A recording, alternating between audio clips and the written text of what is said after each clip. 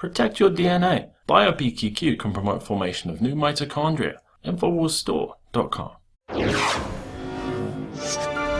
Well, a homicide has hit close to home here in Austin, Texas. The body of an 18-year-old freshman was found on the campus at University of Texas here in Austin.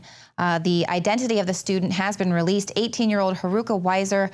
She was a first-year theater and dance student at the university. She was walking back to her dorm when she was assaulted and then killed.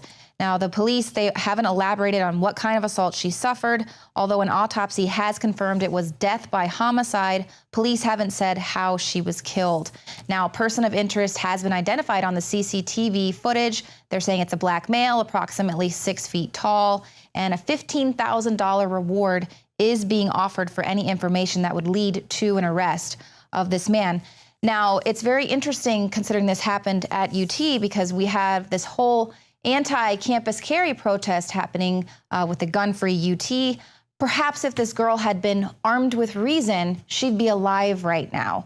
Now, I attended one of these protests, and these people were in an uproar out there making a mockery of campus carry with fart blasters and dildos. And this is the exact reason why Michael Cargill and others with Campus Carry Texas fought to get this bill passed. Now, I spoke with Michael Cargill, he's the owner of Central Texas Gunworks, about why he was fighting so hard for Campus Carry, and here's what he had to say. Campus Carry is something that's near and dear to my heart. My grandmother decided that at 70 years old, she was going to go to college to get her college degree. My grandmother only got a high school education. At 70, she decided she wanted to become a nurse, so she went to college. While my grandmother was traveling from a college library, sitting at a bus stop waiting for a bus to come, a guy came along, mugged her, and raped her. And I decided at that point I would make sure that every female in my family had tools they needed to protect themselves. So this is not a joke. This is not a joke for me. This is something that I've been working for over 10 years to get passed in the state. And I do not want clowns making a mockery of what we worked so hard for to get passed. And we need a nice, smooth transition because there are other things that we want to get passed in this session down the road. Right, exactly. And that was one of the things that you mentioned to me when I saw you Saturday, was just that, you know, this campus carry isn't about some kid in a classroom taking down a mass shooter. That's not what this was about because A, they're not going to have the training necessary to take down a mass shooter, most likely.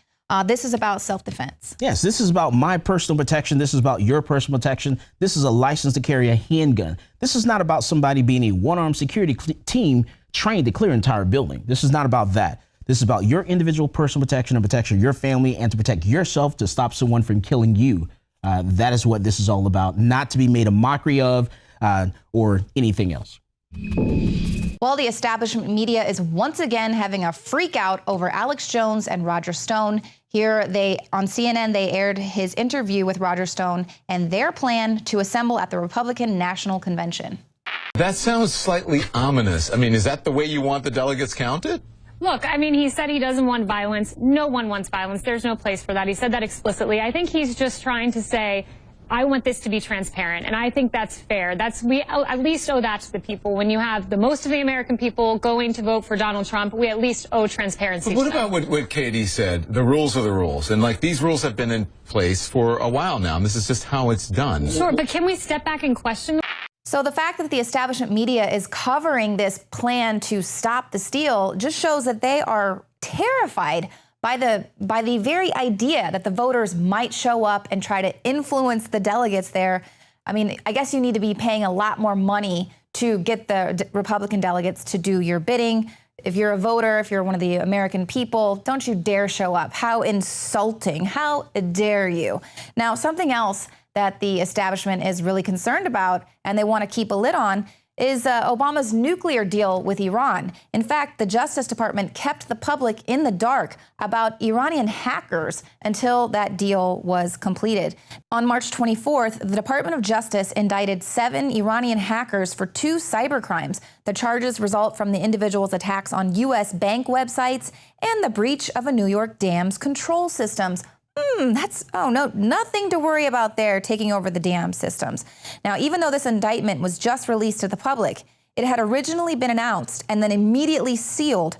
the same week that the U.S. and Iran were implementing agreements regarding Iran's nuclear program. Now, the Attorney General, Loretta Lynch, she said last week that the Department of Justice is sending a powerful message that they will not allow any individual, group, or nation to sabotage American financial institutions. But of course, she's saying that these charges illustrate that cyber hacking or attacks of any sort will not be tolerated by the U.S. government. And this is after they're showing their firm hand with giving them this Iranian nuclear deal. Now, Iran's cyber capabilities have only been growing exponentially for the past 6 years, and victims of that include not only U.S. military, but also private sectors and international allies. So, it's no big deal, and this is what they do. They want us to just be completely calm, nothing to worry about, everything is safe and fine, knowing that there is a ticking time bomb just waiting. The same thing that we're seeing now with this influx of refugees in Europe, tearing it down. Now, of course, Europe is actually having to admit that they allowed in a jihadist Trojan horse that they were warned about. Now, this is being reported by the UK Telegraph, and they say terrorists are using the migration crisis to enter Europe and plot atrocities across the continent. And this is according to the EU's own border agency. They say, however, they admit that the number of illegal crossings is an underestimation because so many migrants have continued their journey without even being detected. And it doesn't matter if they are detected because, of course, we've seen with some of these other attackers, they actually had their passports and they were still allowed on to go commit these atrocities. And they went on to warn that a staggering number of EU citizens have actually traveled to Syria to fight with ISIS. And now they are posing as refugees to gain entry to Europe. And then they say the Paris attacks in November clearly demonstrate that this irregular migratory flow could be used by terrorists to enter the EU. You think so? You were warned. But once again, they're telling us to not trust our instincts, not listen to ourselves, not worry about these red flags, and to tell us that we have no idea what we're talking about, that we're being racist, sexist, whatever. Oh, here, by the way, here's just some random video for you of a refugee threatening to throw a baby at the police in Greece. And this is because the police would not allow these migrants to go where they wanted to go. They were trying to put them on a boat to another haven where they were going to be taken care of. And here, he doesn't like that option, so he's going to throw his baby at you. Now, yesterday, we talked about how because of situations like this, where we're having to deal with potential ISIS, jihadi sympathizers and the like, infiltrating the TSA, Port of Authority, other types of things, they're now putting on these surprise terror drills, which sounds like a terrible idea. And the Port Authority supervisors there seem to agree. I mean, what's the worst that could happen, right? Well, I wanted to go out to the streets of Austin today, just ask your average tourist out here in Austin if they think that this is really insane to just have a surprise terror drill. Come, your masters of war, you to build the big guns, you to build the death plans, you to build all the bombs, you to hide behind the walls, you to hide. What do you think about that? There was a surprise terror drill in New Jersey, and the Port Authority didn't know about it, the police didn't know about it, and so people were calling saying, hey, there's some suspicious activity, and so they rushed there thinking they're going to need to go guns a-blazing. Do you think surprise terror drills are a smart idea? No. What do you think, if here in Texas with open carrying, what would you do? What would I do? I don't know. We haven't seen one yet, so I would probably, and I don't carry a gun, so Yeah. I'd probably run and hide. It'd be scary. Yeah. Would you feel compelled to respond or do something? Probably, yeah. Would you be frightened? How would you respond? Maybe frightened? I don't really know. It's happened. Frightening, but be interesting if they could give you a little bit of warning, maybe? Well, I have 13 and 15-year-old daughters, and that they would be totally freaked out. Yeah, they'd be really scared. What could potentially be the worst thing that could happen in a surprise terror drill? Somebody would take it for real. obviously, and then it would be a terror drill. You'd have the people doing the drill being the terrorists at that point. Yeah, I wouldn't be surprised.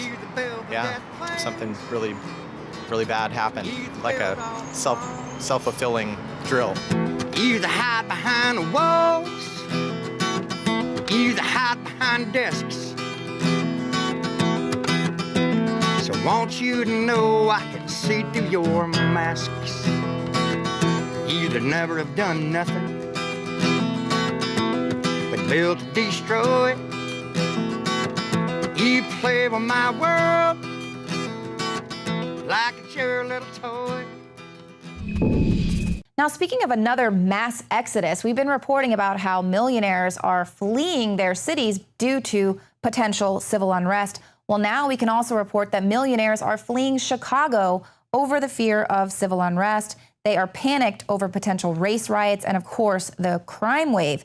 About 3,000 individuals with net assets of $1 million or more, and that's not including their primary residence, moved from the city just last year. And most of those people cited rising racial tensions and worries about crime as factors in the decision. Now, Chicago is third on the list of the cities that are experiencing this exodus of millionaires, behind Paris and also Rome.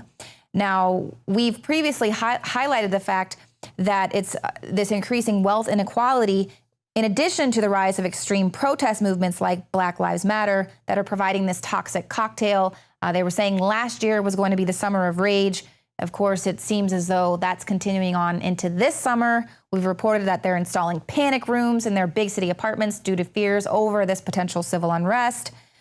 So, the world is, of course, a very scary place right now. But, don't let me tell you that. I'm a white lady, so that means that I am super racist for even talking about this potential crime and Black Lives Matter. So I'm going to let former NFL player Ray Lewis talk about Black Lives Matter.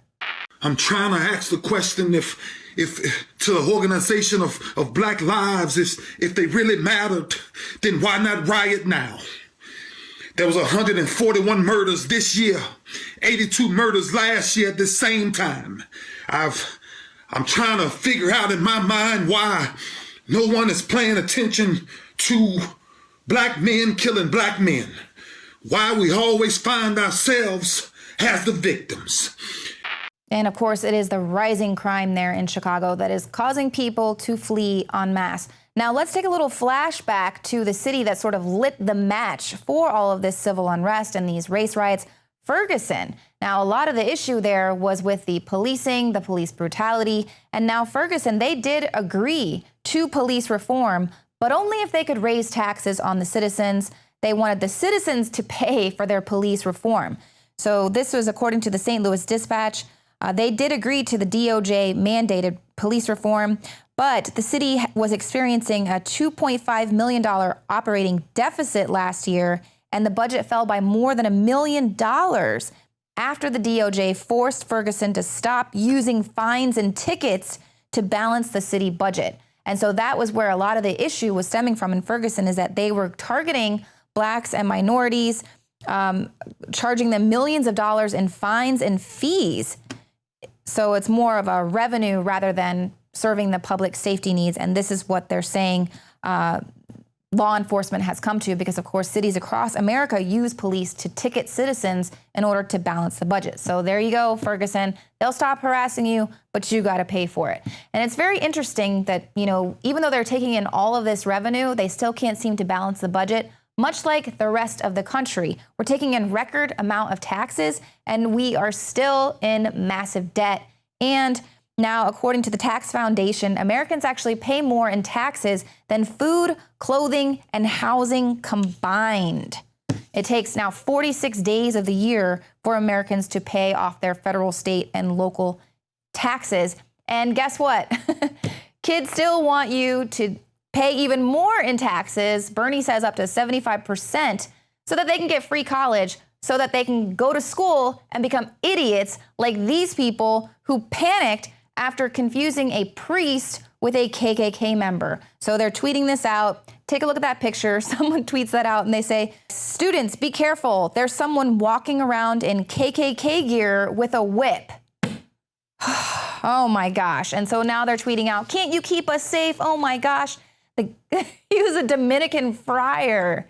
And so they, of course, poked fun at these highly intelligent college students who can't tell a priest from a KKK member, poking fun at them. But that's not all. We also have these highly educated social justice warriors arguing that the new Thomas the Tank Engine movie is racist and sexist. That's right. It's the new film, and Thomas the Tank has been given several diverse friends of different nationalities, but you know what? That's not good enough. It's not multicultural enough. It's racist, and the 3 female characters that have been introduced are sexist. I don't even know where to go with this. It seems like the more educated our country gets, the more insane they also get, and now they want you to pay for that education. It's not just the social justice warriors you have to worry about, but the technological zombies as well. Alex Jones will have that report coming right up.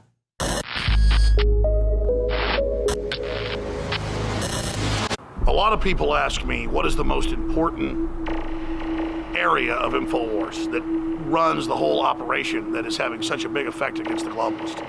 And I've said it over and over again, it is you, the listeners and the viewers, that send us the intel, the news tips, that support the broadcast, that spread the word. You are 90% of the operation or more. You don't stand beside us, you stand at the heart of Infowars.